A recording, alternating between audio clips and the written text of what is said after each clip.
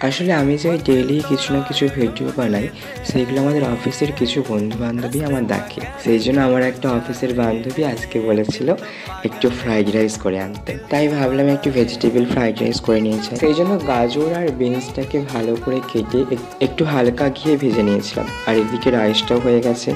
রাইসটা একটু বড় পাত্রে রাখলে বেশি ভালো হতো, কিন্তু আমার কাছে বেশি বড় পাত্র ছিল না বলে তাই প্লেটে রেখেছি। আর ড্রাই ফ্রুটসগুলো একটু হালকা ঘিয়ে ভেজে নেওয়ার পর একটু ভালো করে মিক্স করে দিয়েছি। হাত দিয়ে একটু মিক্স করিয়েছি, তারপর একটু কড়াই একটু ঘি নিয়ে ভালো করে আবার মিক্স করে দিয়েছি।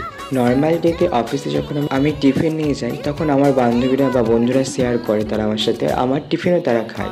তারা খেয়ে বলে দারুণ হয়েছে। দেখি আজকে প্রথমবার তাদের জন্য স্পেশালি ফ্রাইড রাইস বানিয়ে নিয়ে যাচ্ছি, কেমন লাগে খেতে। আর এই ফ্রাইড রাইসের উপরে একটু হালকা ব্ল্যাক পেপার ছড়িয়ে দেবে, দেখবে দারুণ খেতে লাগবে। চলো, গল্প করতে করতে এসে গেছি অফিসে, দেখা হচ্ছে কালকে।